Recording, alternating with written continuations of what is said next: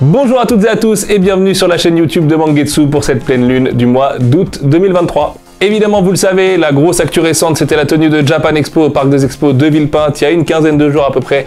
Au moment de tourner cette vidéo, vous avez été hyper nombreux à visiter le stand de Mangetsu et à venir rencontrer notre invité Shu Sakuratani, auteur de Rooster Fighter, coq de baston, qui était plus que ravi, croyez-moi, de son passage en France, à Paris puis à Marseille, à la librairie Tsundoku, juste après Japan Expo du coup. Il nous a dit des très belles choses, telles que le fait que c'est le plus bel accueil qu'il ait jamais reçu, qu'il était vraiment hyper touché de rencontrer ses fans. Si vous êtes venu le voir sur le salon, vous le savez, il a fait plus de dédicaces que prévu à chaque session. Donc il y avait 2 dédicaces par jour, une le matin et une l'après-midi. Il devait en faire à peu près une quarantaine. À chaque fois, il en a fait entre 50 et 60. Donc c'était vraiment quelqu'un de très généreux, qui voulait absolument rencontrer son public. Merci d'ailleurs aussi à son équipe qui a permis cette rencontre possible, avec les filles de Heroes, son Tanto aussi, avec qui on a passé des très bons moments. Merci infiniment à Miyako qui a une fois de plus été héroïque dans l'interprétariat et qui nous a permis de discuter et qui vous a permis de discuter du coup avec l'auteur sur place. C'était vraiment un super moment. Et puis qui sait, peut-être qu'il reviendra un jour. En tout cas, c'est tout ce que je nous souhaite. Et en plus, regardez à l'écran, il nous a laissé quand même un super cadeau qu'on va encadrer tout bientôt là au bureau. Et une fois de plus, quelle générosité, quel homme. Merci Monsieur Sakuratani.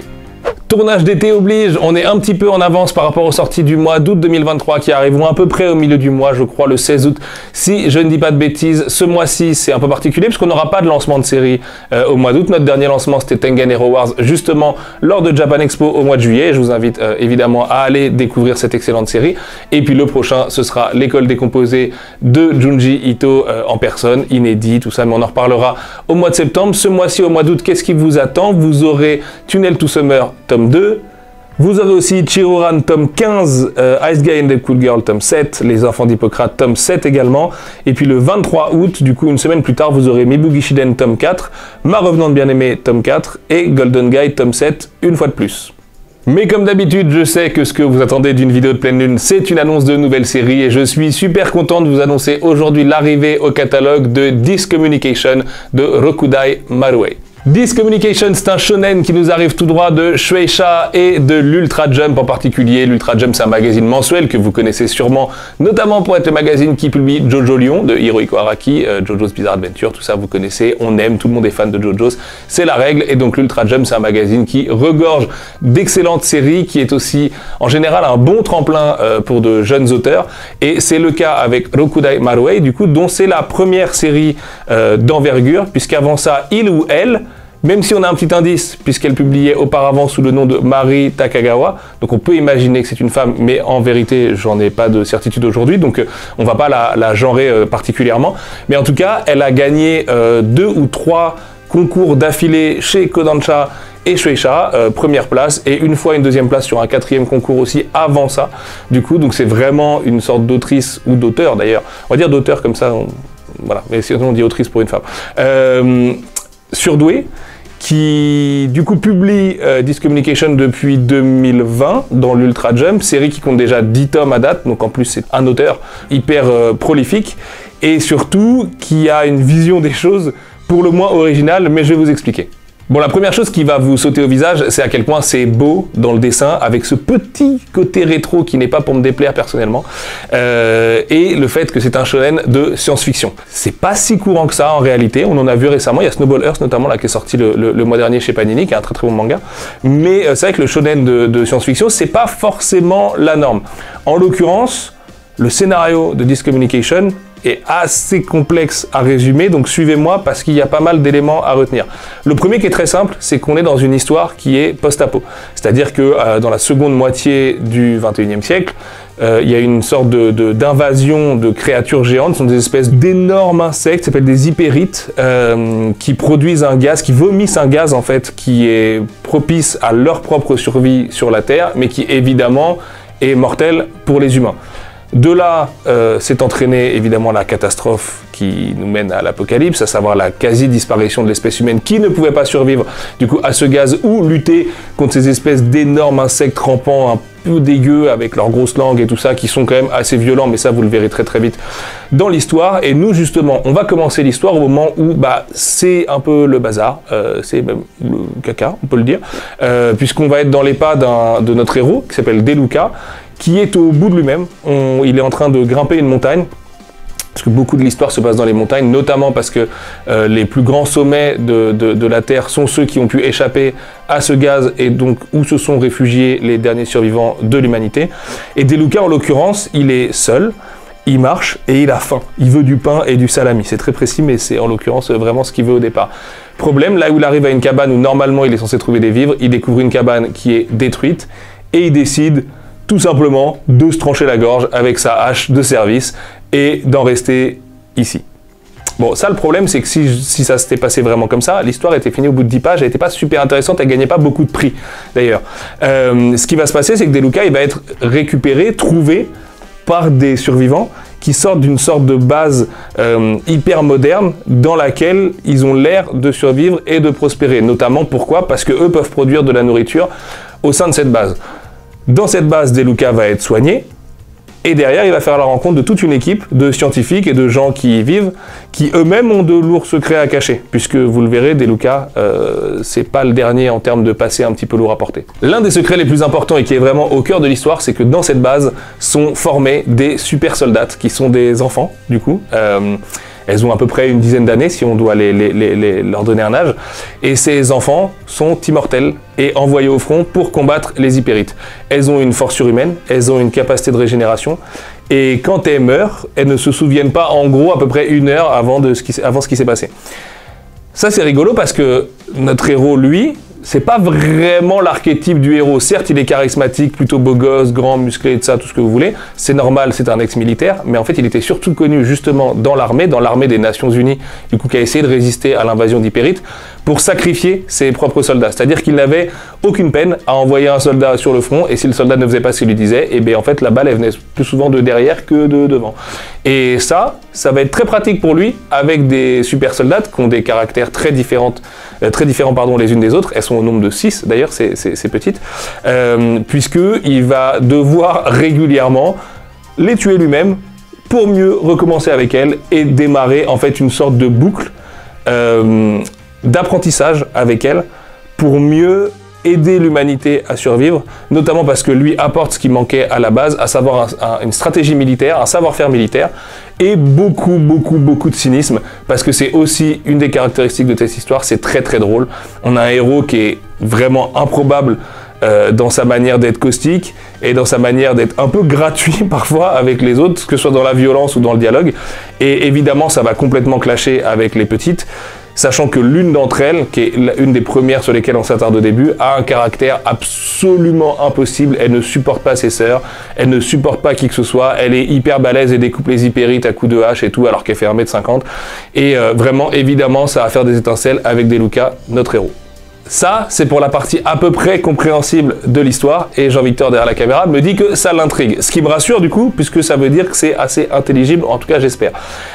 Parce qu'en fait, la particularité de Discommunication, c'est qu'on va avancer petit à petit à mesure que les petites vont apprendre, et que De Luca va apprendre à vivre avec eux. D'ailleurs, le titre Discommunication, en fait, il s'écrit T-H-I-S et communication plus loin, mais en fait c'est un jeu de mots comme les aiment beaucoup les japonais, et en fait c'est la discommunication au sens de miscommunication, au sens d'une communication qui est brisée, parce que l'espèce humaine s'est complètement perdue en fait. Et d'ailleurs, quand on va un petit peu étudier le pourquoi de la venue des hypérites, on va quand même comprendre que l'humanité a un peu creusé sa propre tombe, quoi. Et notamment en ne sachant plus communiquer les uns avec les autres, et en devant rapprendre à communiquer avec une technologie qui est tantôt archaïque, avec des vieux canons militaires façon Napoléon, et en même temps des espèces de bases hyper avancées qui, elles, ont survécu du coup à cette invasion d'hypérites il y a une 50aine d'années. Et d'ailleurs, ce titre, petit aparté, il n'est pas encore certain que ce soit le titre français. On est en discussion avec Shueisha et avec l'équipe éditoriale du titre pour voir si on va changer le titre, notamment parce que Communication s'écrit de la même manière en anglais qu'en français. Et donc en fait chez nous le jeu de mots ne fonctionne pas forcément, et donc on a proposé d'autres titres à Shueisha, on attend de voir un peu si ces titres peuvent leur plaire. Sinon elle s'appellera Discommunication, c'est pas très grave, après tout c'est le nom qu'elle porte à l'international. Mais c'est une série qui, pour faire simple, nous parle de nous, les humains. C'est ce que la science-fiction fait de mieux en règle générale, et ce qui est marrant c'est que là elle le fait à travers des personnages que tout oppose, donc une armée de petites filles un peu clones, qui ont des capacités de régénération et d'immortalité littéralement, et un être humain comme Deluca, qui serait un peu nous si on était confronté à toute l'horreur du coup qu'il a dû vivre avec cet apocalypse du coup qui a ramené les humains en haut des sommets, etc., etc. Et en fait, ce que j'aime chez l'auteur, c'est qu'elle va pas chercher d'excuses ou quoi, elle va nous présenter les choses telles qu'elles sont. Évidemment, il y a des éléments de background, il y a des flashbacks, il y a tout ça, mais en fait, le héros, il nous est donné tel quel. Et franchement, dans le premier tome, c'est difficile d'avoir de la sympathie pour lui. Le mec est un espèce de salaud qui est hyper calculateur, qui travaille que contre du pain et du salami, et qui, du coup, s'en fout un peu de tout et tout le monde, et qui pourrait, on le sait, on le voit, on le sent, abandonner tous les autres à peu près n'importe quel moment, ce qui était d'ailleurs son cas quand il était un fameux stratège militaire. Et en même temps, bah, il va se prendre d'affection évidemment pour ces petites et il va les aider à progresser et il va les aider à s'humaniser, à s'accepter les unes des autres et donc à recréer de la communication avec tout ça. Et il y a énormément de jeux sur des croyances et tout ça, un prêtre qui prétend pouvoir lire dans l'esprit des gens, mais en fait on sait pas trop si on doit le croire, le boss de la base qui lui-même est en fait un gros pleutre en vérité, alors qu'il a tout, c'est ce que lui dit Deluca d'ailleurs, il dit mais en fait vous avez tout, vous pouvez manger, vous pouvez vivre ensemble, les gars, qu'est-ce que vous voulez de plus? Et ce que j'aime vraiment dans cette série, au-delà du fait qu'elle est super belle et que c'est hyper spectaculaire et que c'est hyper bien dessiné et qu'en termes de cadrage et de découpage et tout, on est vraiment face à une mangaka qui maîtrise complètement son sujet, Ultra Jump, Shueisha oblige, mais en fait c'est que ça force à se poser les bonnes questions sur qu'est-ce qu'on veut de plus, quels sont les vrais besoins, opposés aux fameux faux besoins du coup qu'on a beaucoup développé dans nos sociétés modernes. Et le fait d'y réfléchir avec un héros aussi particulier que Deluca, bah, c'est assez génial, parce qu'en plus, comme il est aussi cynique et comme les règles sont aussi étranges avec ces petites que lui-même va découper à coups de hache pour mieux les faire revenir sans qu'elles se souviennent qu'il les a découpées juste avant et tout, donc en instaurant tout un jeu de dupe avec elle, mais qui peut pas durer en fait. C'est une des tensions dramatiques évidemment que l'autrice installe très très vite au sein de son histoire, ou que l'auteur d'ailleurs, encore une fois je ne sais pas, je dis l'autrice mais je ne sais pas. Tout ça fait que on est obligé de réfléchir en même temps que les personnages et de se demander où on va. Et en fait, bah, cette menace d'hypérite, est-ce que le sujet du manga c'est vraiment d'aller chasser la menace et de retrouver la Terre telle qu'elle était avant? Ben, pas vraiment en fait, c'est de rapprendre à vivre ensemble. Et c'est pour ça que c'est une série qui m'a beaucoup touché. Je pense sincèrement qu'on peut la qualifier de petite pépite qui était bien planquée du coup, notamment avec ses 10 tomes déjà sortis au Japon. Et je suis super heureux qu'elle rejoigne le catalogue l'année prochaine. Je suis très heureux de travailler avec Shueisha dessus et j'espère vraiment qu'on pourra vous proposer des belles choses au moment de sa sortie. Il y a eu beaucoup de choses qui ont été faites au Japon en termes de marketing, des stickers sur line, des stands acryliques, des posters, des tasses, des mugs, etc. Et donc il y a beaucoup de choses à imaginer autour. Après, il est clair que même si c'est un shonen et que ça va rejoindre la fameuse collection Mangetsu Shonen avec sa petite pastille orange, c'est un titre qui est quand même hautement particulier. Avoir un héros qui assassine sa propre équipe, c'est pas non plus tout le temps quoi. Et c'est pas toujours fait dans un esprit de rigolade et tout. Il y a évidemment cette fameuse tension dramatique dont je vous parlais qui est très présente.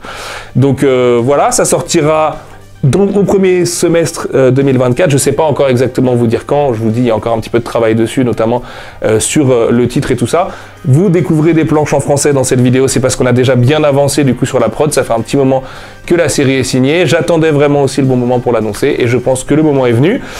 Quant à moi, je vous donne rendez-vous au mois de septembre, du coup, avec plein de nouveautés, en vous montrant physiquement cette fois les sorties du mois d'août et du mois de septembre, j'espère.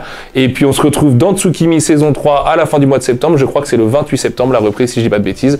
Et voilà, je vous souhaite un très bel été à toutes et à tous, profitez bien, lisez plein de mangas, à bientôt.